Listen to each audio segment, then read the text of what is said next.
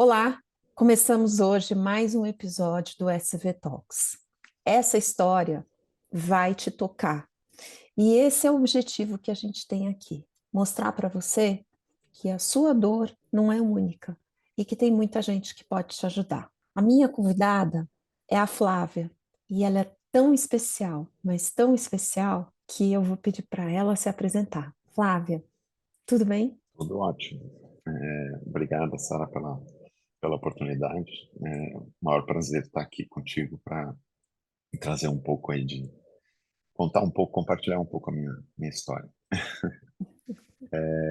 Bom, vou fazer um breve resumo aí da minha trajetória. Profissionalmente, eu comecei na carreira científica, sou física e formado em física lá pela Federal do Rio Grande do Sul, sou gaúcho, né?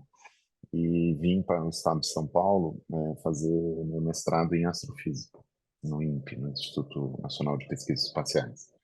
E lá no INPE fiz o mestrado e o doutorado, e no meio do doutorado eu acabei montando uma empresa de internet em 1995, e isso acabou mudando completamente a trajetória da minha vida profissional. Essa empresa era um provedor de internet, bem no comecinho da internet, e isso acabou tomando bastante volume na minha vida e acabei saindo da carreira científica e focando na minha empresa. Depois disso, essa empresa durou 8 anos, vendi a empresa para uma empresa aqui em São Paulo, vim para São Paulo em 2003, e daí eu não parei mais, sempre fui desempenhando papéis de gestão em tecnologia. Eu tinha um background bem técnico, né, e fui evoluindo para um papel mais de gestão de times variados, né, times focados em tecnologia, sempre em serviços e produtos de tecnologia, mas times multidisciplinares.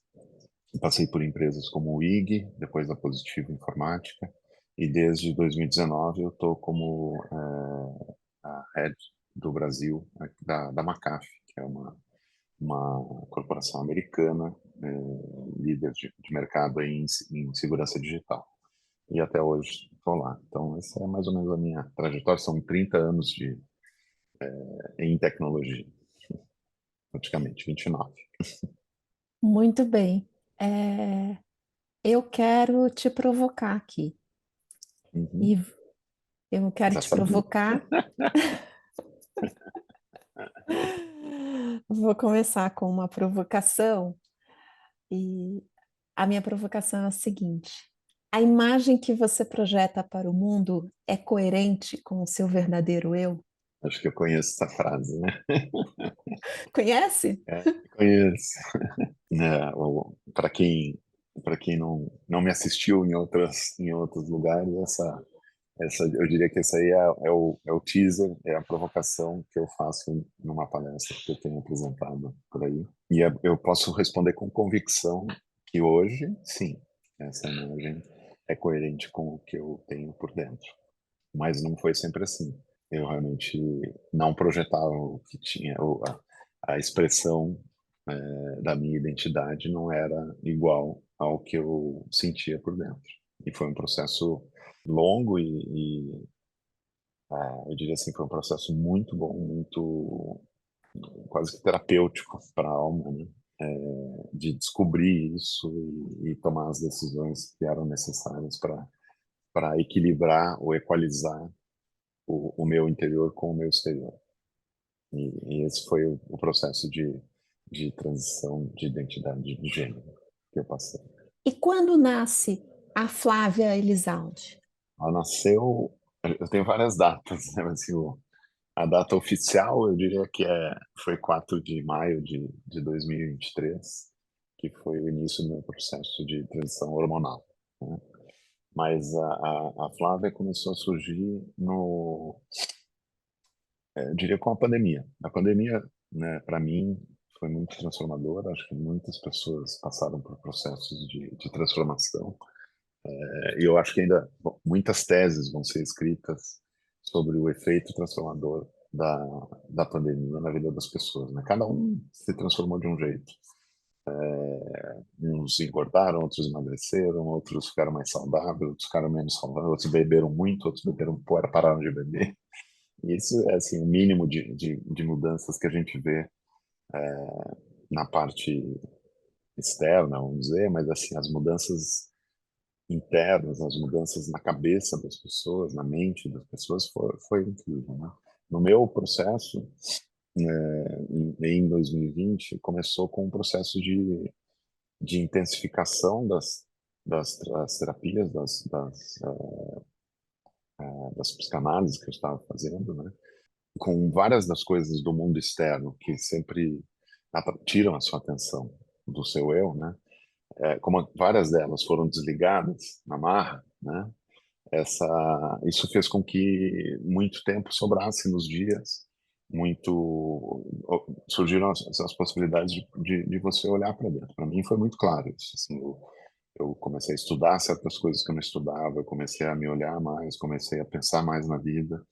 E aí comecei a ir para um lado de meditação, de yoga, comecei a dar mais atenção para o meu lado interior. E isso foi o estopim de um processo muito profundo depois de transformação. Então eu digo assim, começou em 2020, mas o estopim para mim, o marco, vamos dizer, de data assim, que eu considero o nascimento da Flávia é 4 de maio de 23. 2020 você tinha quantos anos? Em 2020 eu tinha 52 anos. 52 anos, você se encontra depois de 4, 5 casamentos. 4 casamentos. Eu estava no quarto casamento. Quantos filhos? 4 filhos, um enteado e uma enteada. E aí você descobre que aquela pessoa que você era não refletia a imagem que você tinha. E aí vai buscar Exatamente. uma nova pessoa. E aí Exatamente. começam vários processos, né, Flávia? Porque uma coisa é o que a gente vê, e outra coisa é o que realmente precisa ser vivenciado durante essa transformação. Primeiro, o julgamento da sociedade, como que foi isso?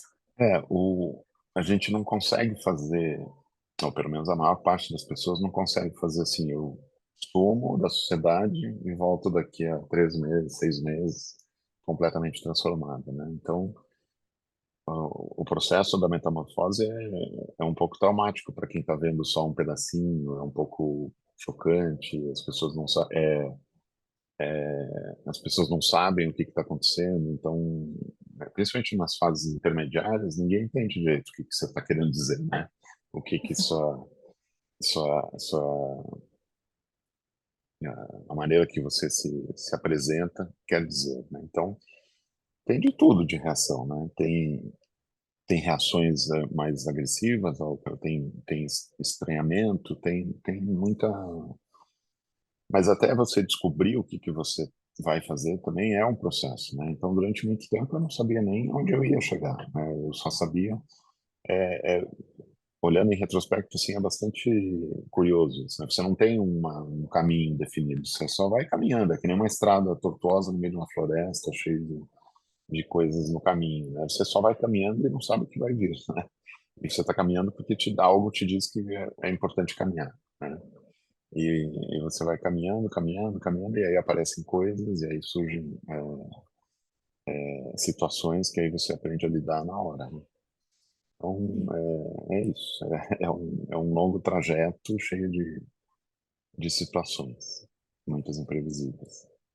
Agora, você teve a oportunidade de chegar a essa conclusão e de vivenciar tudo isso, que começou na pandemia, aos 52 anos, mas tem a história do Flávio antes, né? Como era o Flávio? Onde que o Flávio se enxergava e onde que o Flávio se conectava com esse feminino? Assim, acho que a primeira coisa que eu me sinto, ou me sentia, quando eu vou trazer essas memórias, como eu me sentia estranho, né? Então, o Flávio sempre se sentia um pouco desajustado, não parecia que encaixava em lugar nenhum, né? Depois também sentia uma sensação eu preciso desempenhar certos papéis que são esperados de mim, né? Papéis de macho, né? Reações agressivas para isso, para aquilo outro, performance na vida social, na vida íntima, né? Uma série ou, por exemplo, ser bruto, ser menos delicado do que eu era, né?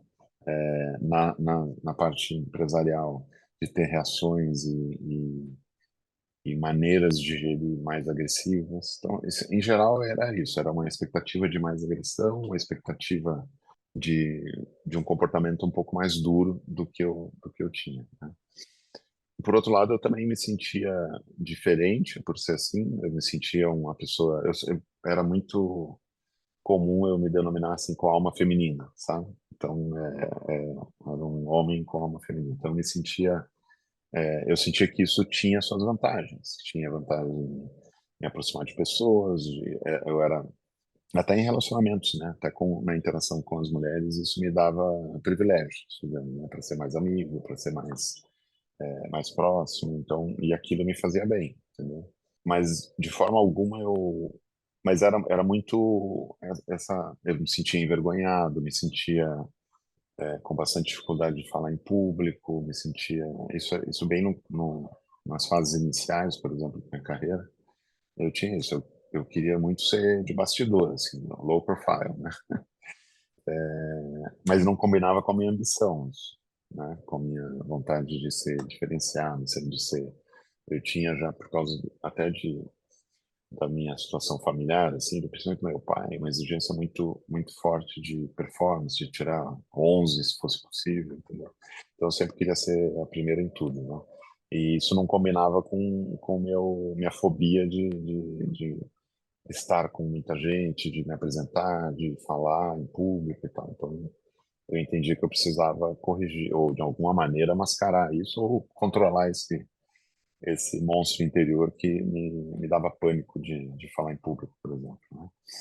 Mas eu me sentia, isso tudo tinha a ver com esse desajustamento, né? Essa sensação de não ser adequada, de não ser encaixada, de não ser. Isso hoje eu vejo, por exemplo, completamente ausente. Isso não tem mais, né? Depois da minha transição, isso desapareceu. Flávia, uma das coisas que mais me chamou a atenção quando eu ouvi a tua fala foi quando você reportou para o teu chefe o teu processo de transição. A gente passa a vida inteira tentando assumir papéis e equilibrando bolas, e isso exige muita energia da gente, né? E você teve um acolhimento muito interessante, eu queria que você contasse isso. Eu acho que aprendi algumas coisas ali. Eu fiz o processo dentro da empresa e parte desse processo primeira coisa, eu sentia que era muito importante eu dividir isso com todo mundo que era relevante e que trabalhava à minha volta. Então, seja para o vice-presidente de RH, seja para o meu chefe, que é o head Latam, e depois para o chefe dele, que é o head global de vendas, né, vice-presidente global de vendas. E aí também para as pessoas à minha volta, as pessoas que interagiam comigo, a minha equipe. Na verdade, primeiro grupo que eu dividia essa situação foi com a minha equipe, né? Era importantíssimo para mim manter a transparência que eu sempre foi minha grande orientação, grande defesa minha postura em relação aos times que eu faço a gestão é de ser o máximo transparente possível. Então, o compartilhamento foi com eles, né? E foi super bem recebido, fui super apoiado. Depois, com o meu chefe, com o chefe dele, eram pessoas que tipicamente, se você olhasse assim por fora, você poderia imaginar que a área comercial já é uma área super machista, né? Onde homens são a grande maioria, né? E ainda com comportamentos misóginos, né? Então, eu tinha um receio de que ali a coisa ia quebrar, né? De que ali eu poderia ou algo muito direto, onde eu fosse prejudicado assim diretamente, né? Nos meus piores sonhos, nos piores pesadelos, eu imaginava que seria demitido ou algo assim, né? Mas, claro, no ambiente hoje de uma multinacional não é isso que provavelmente vai acontecer. Mas no melhor cenário, para mim, seria perder a oportunidade, ser colocado para escanteio, ser colocado na geladeira e tal. E na verdade não foi isso que aconteceu, foi principalmente com os dois, foi um apoio muito grande, receberam imediatamente aquilo como uma boa notícia, me ofereceram qualquer tipo de ajuda que eu precisasse para me sentir melhor dentro da empresa, e que se sentiam muito à vontade de trabalhar comigo e muito à vontade por também conhecer bem e ter bastante experiência no assunto, né? E aí o que mais me surpreendeu foi o chefe do meu chefe, o Pedro, que comentou, disse que já sabia sobre isso, que sempre sentiu algo, né, e que gostava muito de mim, me apoiava totalmente, e que tinha a certeza de que, como eu deveria gastar muita energia para ser para representar quem eu não era no interior, no meu interior, essa energia toda poderia ser canalizada para o trabalho e aumentar a minha performance, né? Isso foi a única pessoa na vida até agora que me falou isso, e foi justamente da pessoa que mais relevante é ali para mim, que é um executivo super experiente, só na nossa empresa já está há mais de 18 anos e tem uma relevância muito grande na corporação. Então aquilo foi incrível, foi muito, me deu muita motivação, me deu muito apoio, né, para continuar o processo. E a performance aumentou mesmo? A minha performance é muito facilmente medida por números, né? Uhum. Meu maior indicador é a receita que eu gero. E a cada ano, desde que eu fiz o processo, na verdade, desde que eu entrei para a empresa, todos os anos eu supero a receita do ano anterior. Então, a performance continua subindo. Estou bastante tranquilo de que estou fazendo o trabalho que se espera de mim e tentando me superar. Agora, Flávia, como é que é descobrir esse mundo feminino, né? Porque a gente sempre brinca, né? Quando nascem os meninos e as meninas, eu como tia, avó, então, menino é carrinho, camiseta shortinho, não sei o que lá, e o mundo da menina, o mundo feminino, ele é todo cheio de magia, de transformação. Então, tô te vendo aí com as unhas vermelhas, acho que a gente combinou o tom do esmalte, né? As escolhas de cores, de roupas, o jeito de pentear, a, a joias, bijuterias, como que é hoje transitar e descobrir esse mundo feminino mesmo, esse quase parque de diversões da mulher? Primeiro, eu sempre tive uma atração enorme por isso, né? Para mim sempre foi muito mais bacana, muito mais legal. Eu achava muito chato o parquinho de diversões dos meninos, que é tudo simplificado, né? É tudo, é uma camiseta, uma calça, seca o cabelo e deu, né? Então eu sempre tive muita atração pelo universo feminino, sempre não sabia que era isso, mas sempre admirei muito, sempre fiz questão de entender, estudar e desde pequeno eu tinha mania assim de, quando podia, escondida, eu usava coisas da minha mãe. Eu tinha sempre uma fixação muito grande na parte dos sapatos, das botas, das coisas da maquiagem, também sempre gostei muito.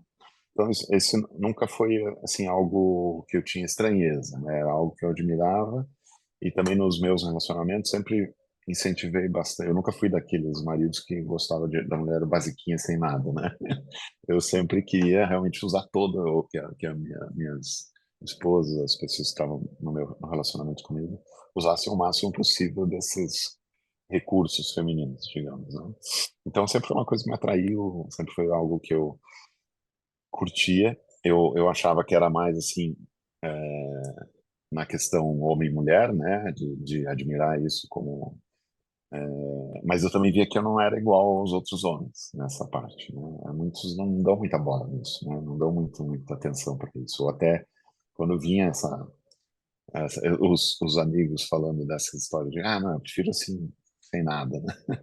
E eu sempre curti muito esse ritual, essa coisa toda da mulher se preparar, e sempre achei muito mais rico e mais interessante, mais divertido e tudo mais, né? E ao longo do tempo, eu fui brincando com essas coisas, né? Isso foi o que também depois descobri que é algo muito comum, né, nas pessoas transgêneras, é essa a brincadeira do cross-dressing, né? Do vestir o gênero oposto, né? Então isso passou passei por fases onde isso praticava isso na minha vida, né? Me interessava por isso e tal. Então, claro, nunca nada foi tão mergulhar como agora, mas em vários momentos eu tive essas situações de ir a festas, né, vestidos de mulher e tal, isso acontecia, né, e eu sempre curti muito, né. Então, e assim, para mim, desde o início desse processo, quando comecei realmente a fazer isso de uma maneira mais séria, como estilo de vida, né, depois que o mundo todo sabia que eu me identificava como mulher, aí sim foi muito interessante o processo porque eu também me cobro muito de fazer isso direito, né? De fazer assim, como tudo que eu fiz na vida, eu quero fazer com excelência, né? E aí estudei muito, fiz vários cursos de maquiagem, tento entender o máximo sobre os produtos, como funciona, o que consultorias de imagem, de questão de cores, de estilos, então isso para mim é um grande esporte, um grande prazer, né? Eu adoro isso. Um playground, né? É, e muito mais bacana, muito mais sofisticado, cheio de opções. Sabe que uma vez saiu uma notícia que o Barack Obama usou o mesmo smoking em todas as festas que ele foi durante o período que ele foi presidente dos Estados Unidos, né? E pouca diferença faz, porque se Não ele faz trocou de diferença nenhuma. smoking, não faz diferença Ninguém nenhuma. sabe, né? Aí, só aí a gente consegue imaginar se a gente colocasse todos os vestidos da Michelle versus o Imagina. smoking dele, o que daria de brincadeira, É, né? é, eu, enquanto Flávio, eu tinha sempre um estilo constante, né? Era jeans e camiseta preta. Eu tinha umas 20 camisetas pretas e sempre usava mais ou menos a mesma coisa, né? Era muito simples, assim, né? Flávio, na sua palestra, você traz algumas informações que são muito interessantes e que eu gostaria de abordar aqui, porque, na verdade, nosso objetivo aqui é esclarecer, é trazer informação para as pessoas, né? Então, existem mitos que você traz na sua palestra. O primeiro, trans são confusas sobre a sexualidade. Uhum. Existem muitos mitos, né? E à medida que a gente vai avançando, a gente vai. Eu tinha os meus mitos, né? Também por falta de conhecimento. Eu acho que muito claro para as pessoas aí que têm 50 a mais, tentar lembrar de 30, 40 anos atrás o que se falava sobre transgênero. Nada, na verdade, o que a gente tinha era aquela visão do travesti, né? A gente lembra de Rogéria, Roberta Close, essas coisas, era o máximo que se falava, sempre ligado a uma marginalidade, ou ia para o caminho da prostituição, ou artistas, né? Mas sempre, de uma certa forma, marginalizado. E pouco se sabia. E hoje, ainda em dia, mesmo com muito mais informação, ainda se tem muitos conceitos errados, né?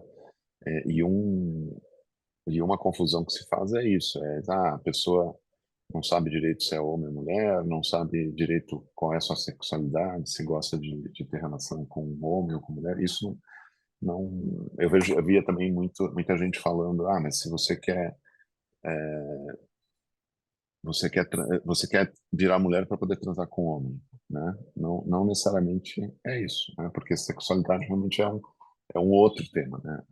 A expressão de gênero, a identidade de gênero é um tema, uma caixinha, costuma falar, né? E a sexualidade é outra caixinha, né? E elas podem estar totalmente misturadas. Então, assim, existe essa sensação de que essa transição que a pessoa está fazendo é porque ela não se entende ou porque ela tem confusão no lado da sexualidade. E não é, às vezes, muitas vezes, na maior parte das vezes, a pessoa sabe muito bem o que ela quer, né? E a transição de gênero não tem a ver com a sexualidade, né?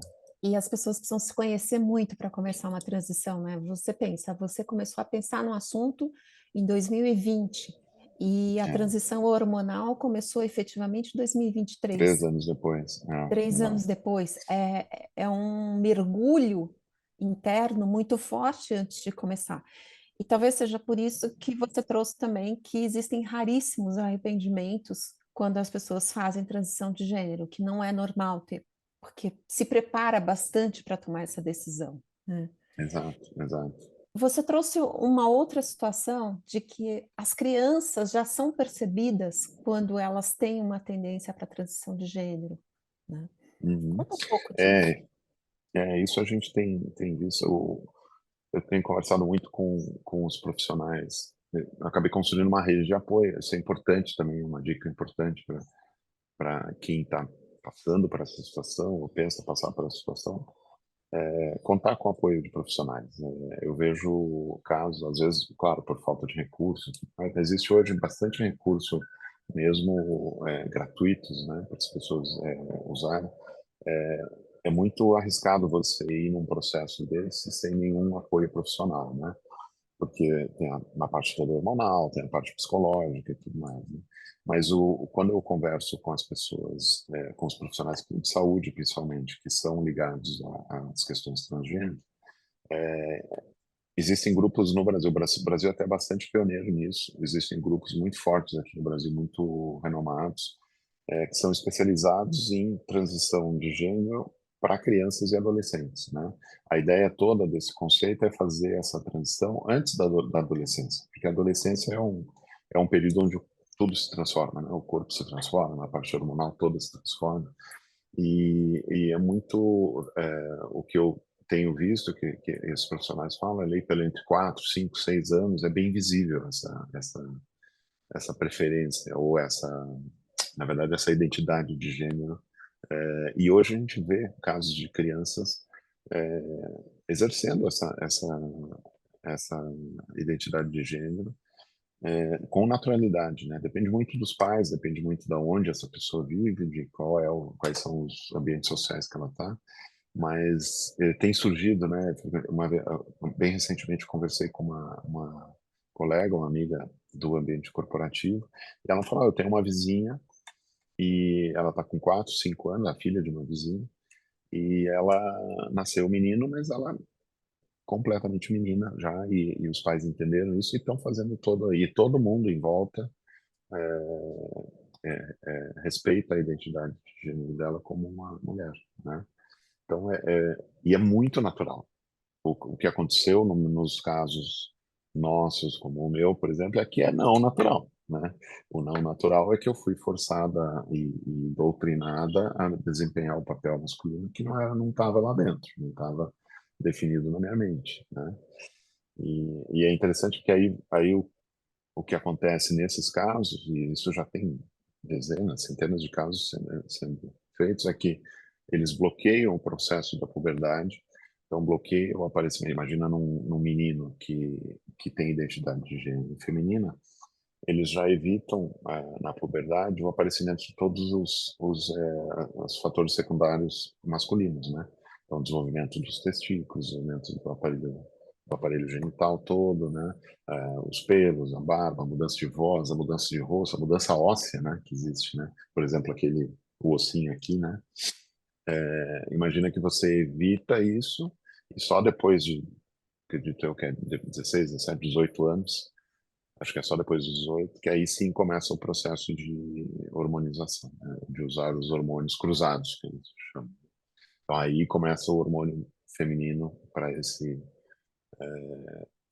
essa mulher trans que se identificou lá e tudo com acompanhamento psicológico, tudo com acompanhamento profissional. E a vida dessa pessoa é mais tranquila, né? Porque ela passa ela não vai e volta no gênero, né? Ela não vai e desempenha anos uma posição desajustada e depois tem que voltar e ainda fazer a transição que é traumática, né? Então são dois traumas, né? A ida e a volta, né? O conceito de que essas pessoas não façam esse caminho de ida e volta. E aí se você imaginar, pensar isso daqui a 20, 30, 50 anos, a aparência das pessoas trans vai ser completamente diferente. Então, uma mulher trans ou um homem trans não vai mais ter diferença de um, de um homem e uma mulher cis. Porque pensa o menino que se reconheceu com 5, 6 anos como menina, não passou pela puberdade e fez a hormonização cruzada lá a partir dos 18 anos, o corpo vai estar completamente igual ao corpo de uma mulher cis, né? E ela não vai ter mais os preconceitos, porque as pessoas não vão nem perceber mais. E ela vai mudar os documentos com, sei lá, 18 anos, 19 anos, e vai ter toda a vida profissional de uma mulher cis, né? Então, eu acho que assim, o que está por vir, depois de muito tempo fazendo isso, e aí, claro, a gente tem que ter o maior cuidado, né, que existem alguns países onde isso está, por exemplo, os Estados Unidos teve um avanço muito grande nesse sentido, e com o conservadorismo voltando, isso foi bastante contestado, né? Alguns estados já não podem mais fazer, então tem bastante. Mas eu achei essa reflexão interessante de como vai ser isso daqui a alguns anos, né? A gente que viveu outras épocas sabe que a evolução ela vem sempre para melhorar, né? Eu lembro na minha adolescência foi quando começou a surgir a AIDS, e a AIDS era a doença dos homossexuais. E É, hoje é sabido que não, né? Mas ficou é. estigmatizado que era uma doença que vinha dos homossexuais, e E que muitas falava que ia pessoas. limpar o mundo, né? Ia varrer os homossexuais do mundo, né? Exatamente. E, na verdade, não era isso, né? Você traz algumas verdades, né? Que, bom, ah, primeiro, a rejeição da sociedade pode afetar a saúde mental do, dos transexuais, né? E talvez Uhum. seja por isso que acaba sendo formada uma tribo, né? Porque os iguais se protegem dentro de uma tribo própria, né?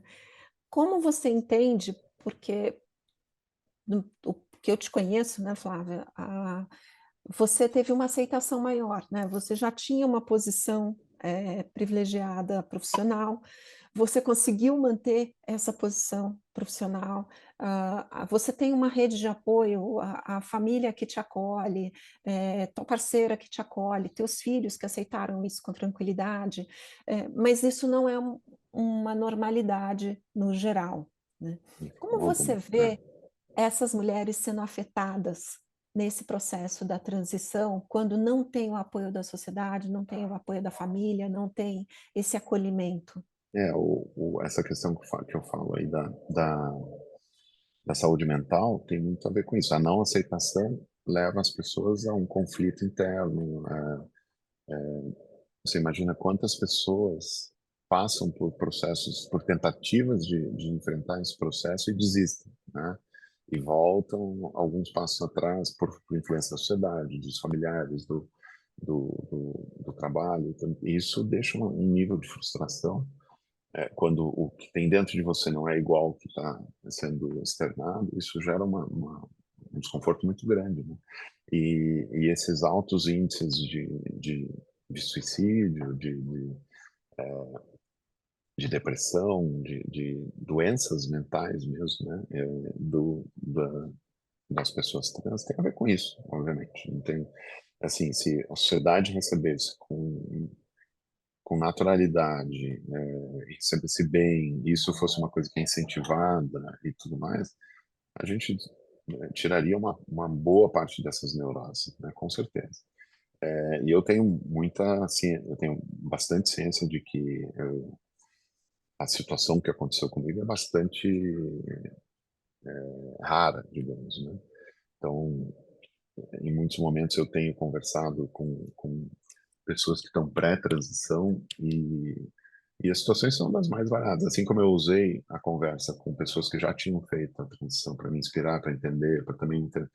É um grande mundo desconhecido quando você está. Eu brinco que é assim, é quando você está com um pé lá, um pé cá, né? Ou antes você está num barco só e você tem que atravessar para o outro lado e aí você fica um tempo com um pé em cada barco, né?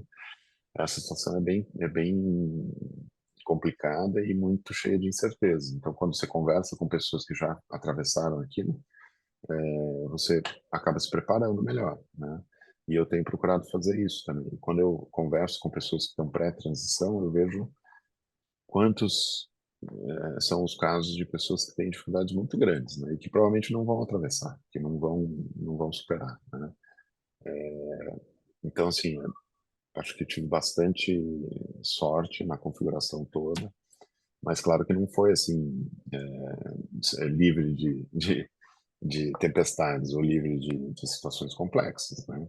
Mesmo com família, com meus filhos, foi difícil para todo mundo, né? Todo mundo teve suas superações para poder enfrentar isso. Então eu sei que no meu caso foi bastante atípico, mas também gosto de pensar que esses casos ajudam a normalizar um pouco mais a situação e pode vir a ser um fator que contribua para que as próximas tenham transições mais suaves também, né? Você menciona um luto nesse processo, que a sua família teve que viver um luto. Conta um pouquinho pra gente. Eu tenho, quando fui me informando sobre o assunto e lendo alguns livros, lendo alguns depoimentos de outras pessoas trans que fizeram a transição, falam muito na questão do luto, né? Que é realmente o que as pessoas que estão na sua volta acabam passando, porque no meu caso que era o Flávio presente, né, pai,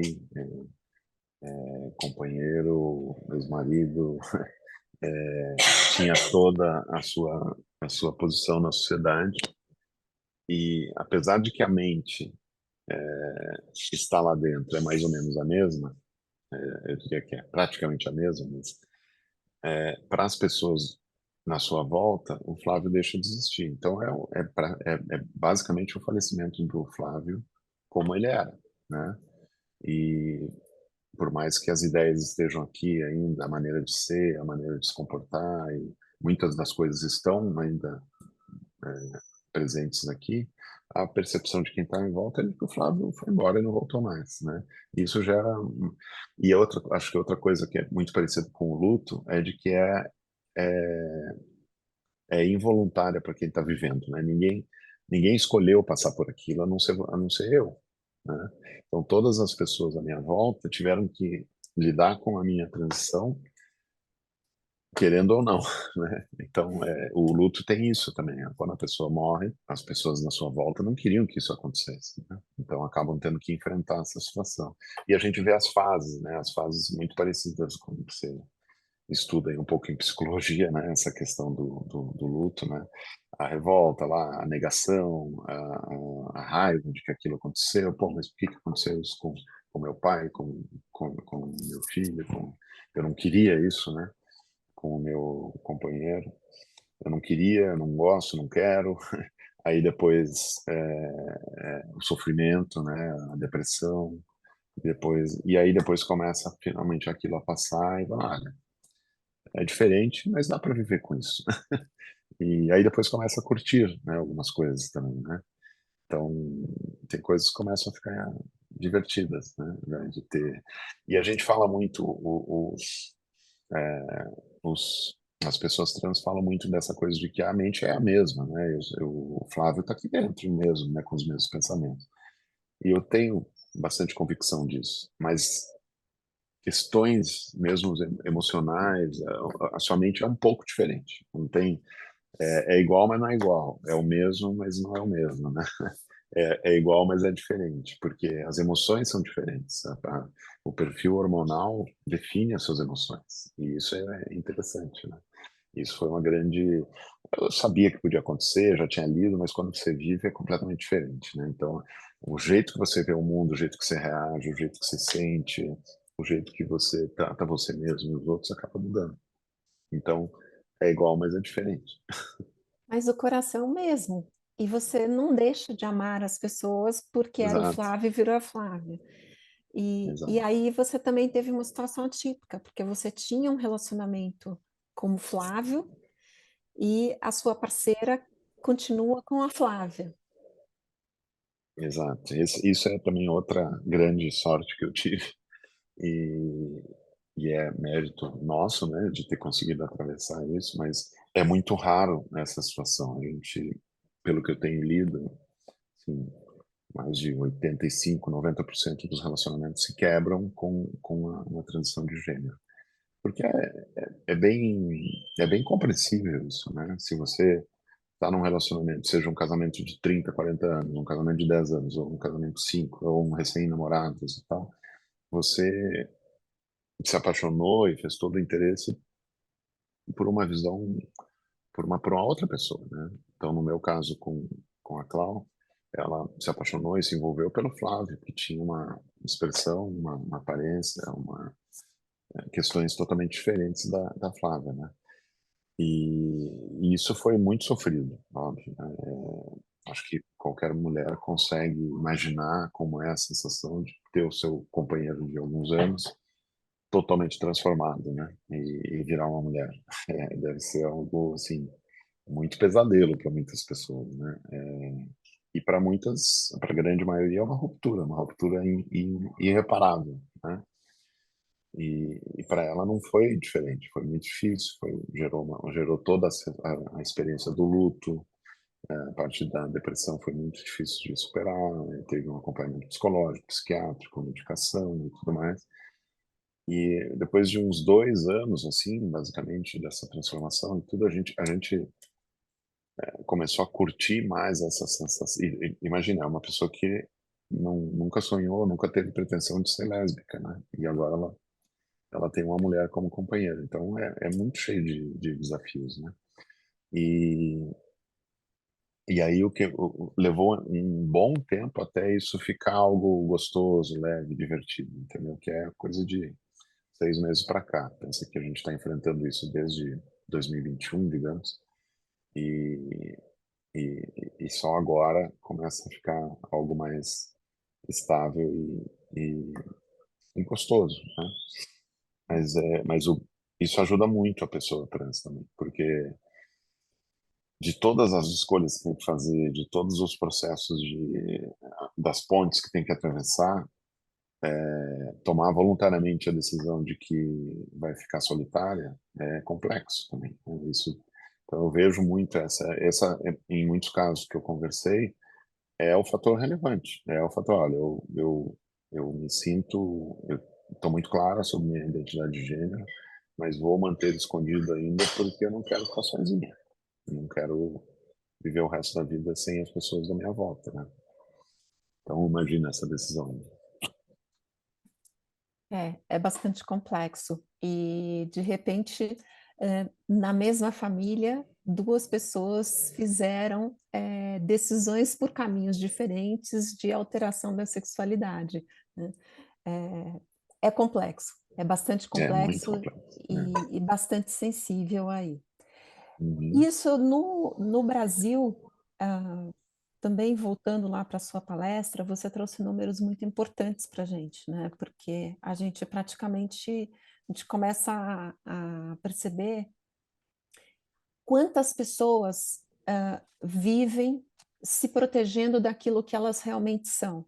Então, você trouxe um número que 61% dos profissionais que estão aí na LGBTQIA+, não expõem a sua sexualidade no meio profissional. Isso é um número alto, não? É muito forte isso, né? E se você pensar que é, tem pessoas que não conseguem esconder isso, né? Então, assim, em termos de diversidade, tem algumas diversidades que não conseguem ser ocultas, por exemplo, como etnia, né? Você não consegue ir lá, um negro não vai conseguir é, se, é, se esconder dessa situação no ambiente corporativo. Na questão de sexualidade, na questão de preferência sexual, na questão de gênero, ainda há a possibilidade de passar por isso. Mas é uma situação muito ruim, né? E é muito alta, a gente vê mesmo, e vê, talvez se eu não tivesse numa posição hierárquica, onde eu estou hoje, tivesse em outra empresa, em empresas mais, com um nível de governança mais baixo, ou onde fosse muito claro, né, os preconceitos, né, talvez eu tivesse que seguir o mesmo caminho, de realmente ocultar aquela minha identidade de gênero, né? Mas é a grande maioria. Isso você fala com muita gente que e é comum. Você lembra, se você lembrar de casos, principalmente de homossexualismo, né? De pessoas que tinham um comportamento dentro do ambiente corporativo e quando vão para casa, vão para sua família, se soltam um pouco mais, né? E isso é muito comum, né? As pessoas têm que e quando você fala hoje com gays, né, mesmo que já se assumiram, está tudo tranquilo, falam como era diferente em outras empresas que estavam, como eles tinham que reagir de um jeito diferente, não podia gesticular demais, não podia, até a roupa, né? Então, as pessoas têm que se esconder, e se escondem por medo de preconceito, por medo de serem prejudicadas profissionalmente com aquilo que não tem nada a ver com a profissão delas, né? Não tem nada a ver com...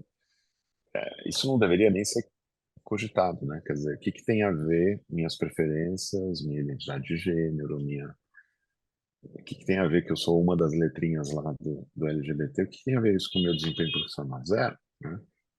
Zero. Mas no Brasil tem, né?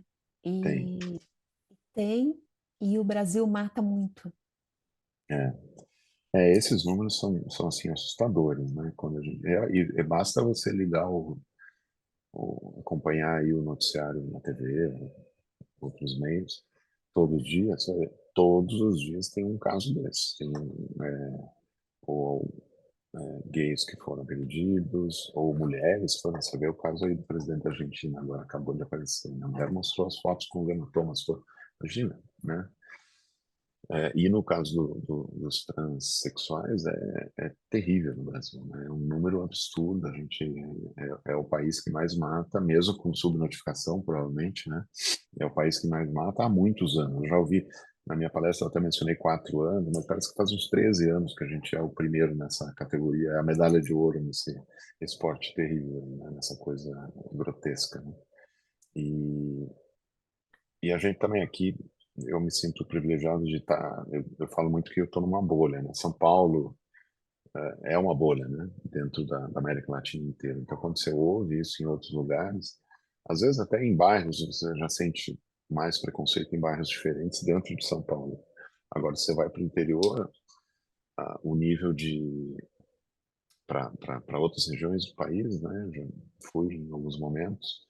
Você vê no olhar das pessoas que a coisa é diferente, né? Você vê como elas te olham, né? Como elas te hostilizam, né? Então é muito e a gente também está vivendo um fenômeno na sociedade e parece que é um fenômeno global, né? Isso é terrível, de que as pessoas acham que podem sair agredindo outras pessoas, né? Que pessoas podem atropelar motoqueiros com Porsches, né? Que as pessoas podem sacar uma arma e dar tiros, né? Porque fez isso, aquilo, outro. Então, isso está muito... E as pessoas acham que só porque não gostam de um transexual podem sair matando, né? E tem um outro caminho da morte, né? Porque, de novo, voltando à questão dos privilégios, e a gente vive num país e num mundo de privilégios, não tem como não abordar isso, é, nem todas as pessoas têm o mesmo acesso.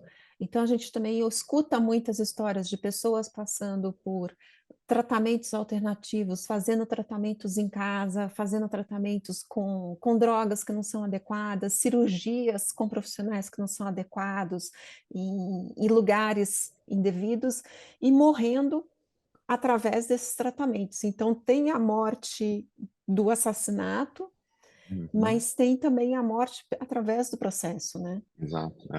É muito comum você conversar com outras pessoas trans e você ouvir assim coisas horríveis, né, sobre como lida com os hormônios, sem nenhum acompanhamento,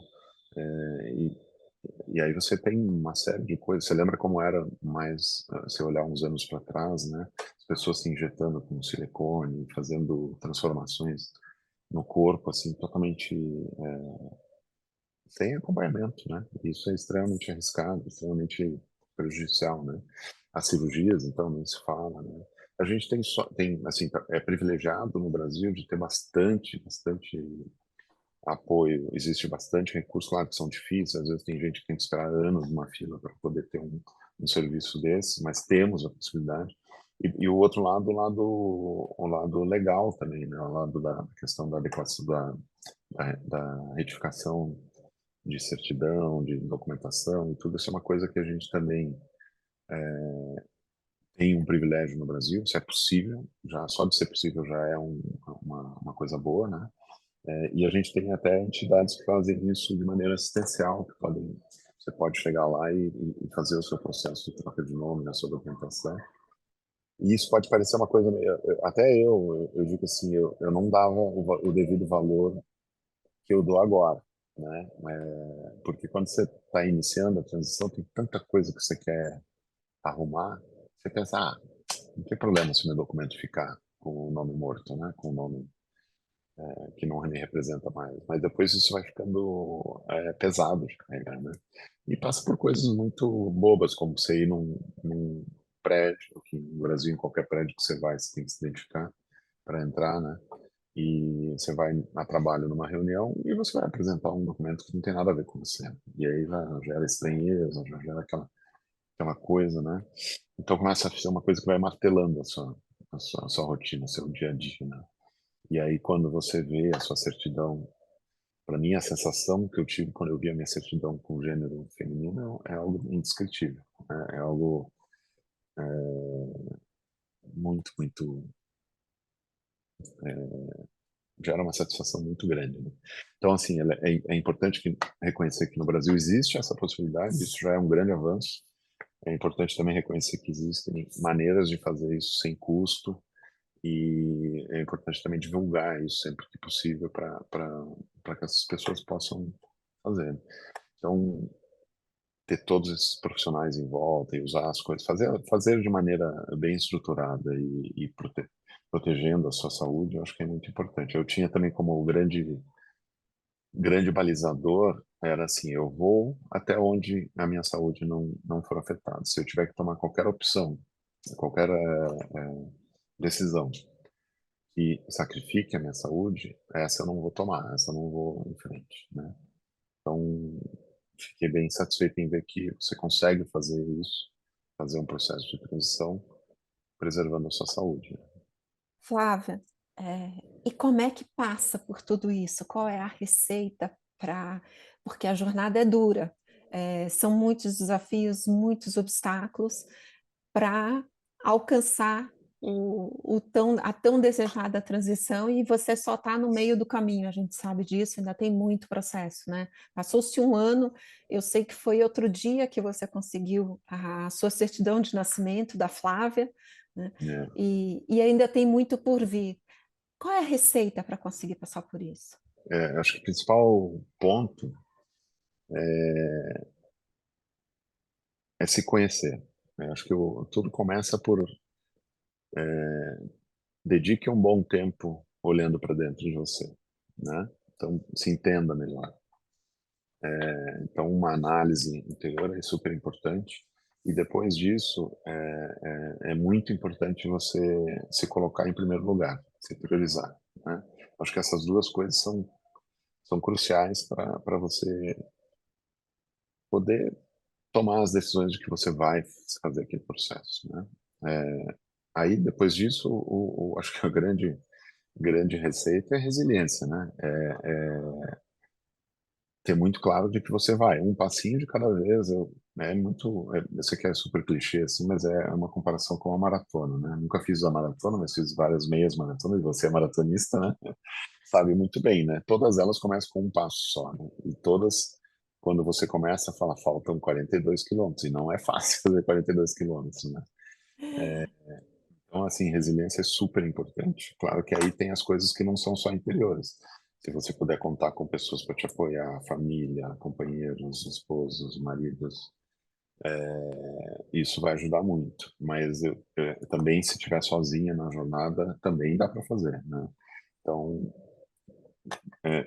autoconhecimento, querer o seu melhor, ter um pouquinho de egoísmo, né? Para um egoísmo saudável, aquele em que põe você em primeiro lugar.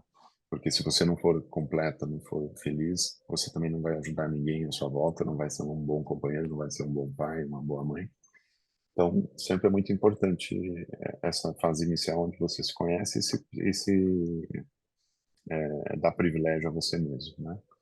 E depois muita resiliência, muita resistência, saber que vai ter várias coisas que vão ser aparentemente intransponíveis, mas que tem. E acho que a grande motivação é assim, eu sempre considero que estou em transição, né? Porque é muito difícil você falei: "Ah, mas acabou, tá tudo ok". Sempre tem mais uma coisinha, né. Mas eu acho que sim, o pior talvez tenha passado já, eu acho que a transição profissional, a transição social são as partes complexas, né, dentro dos núcleos familiares e do seu relacionamento, mas eu sempre me considero que estou no processo ainda. Mas é muito importante saber que esse caminho é um caminho sem volta e que você vai lá, vai atravessar, vai fazer cada passinho de uma vez, mas vai com tudo e eu acho que um ponto que anima muito, que eu falo sempre quando converso com pessoas que estão pré-transição, é a vida aqui do outro lado é muito boa, é muito feliz, né, e a sensação que você tem de poder, ser quem você é, sem ter que fingir nada, sem ter que mentir, sem ter que esconder, sem ter que é gratificante demais. Então o pote de ouro que está no fim do arco-íris lá vale a pena, entendeu. É acreditar que existe o pote de ouro, né? Isso que é muito Exato, existe. importante, né? É. Flávio, eu quero te agradecer muitíssimo por esse papo, pela sua abertura. É muito importante a gente poder compartilhar com pessoas quando a gente passa por processos tão delicados e que assusta tanta gente, né? Então, eu espero que com Hum. essa nossa conversa aqui a gente esteja apoiando e ajudando muitas pessoas que estão aí no processo. Quero te agradecer e queria que você deixasse uma mensagem aqui para o nosso público. Eu que te agradeço, agradeço a oportunidade e espero realmente o a grande ponto positivo da nossa conversa aqui é ajudar pessoas, né. E eu sempre penso isso, né, de que se a gente ajudar uma, já valeu a pena, né. Se alguém se sentir melhor com a nossa conversa, com assistindo aqui o nosso vídeo, já vai ter valido a pena, né. Eu acho que a grande mensagem é persistência e resiliência. Pense sempre no melhor para você e como você vai, se tornar uma pessoa completa, equilibrada, plena e feliz. Tendo isso como grande objetivo na vida, o resto você vai executando, né. Então, grande, grande mensagem, assim, seja autêntico, garanta que a resposta daquela perguntinha que nós falamos no começo, vai ser sim, né, sim, o meu interior é igual ao que eu projeto, né. Busque E, isso sempre. e- e isso é o mais importante, né? E vamos, a gente coloca um pouco de jogo de cintura, uma boa dose de bom humor e tudo no final se dá bem, né? Exatamente. Flávio, muito obrigada mesmo. Você sabe Imagina. que eu sou sua fã, eu tenho um Legal. carinho enorme pela sua coragem e conte sempre comigo. Conta Beijo. comigo também, se eu puder ajudar de alguma maneira. Obrigado mesmo pela oportunidade, tá bom? Também gosto muito de você. Beijo.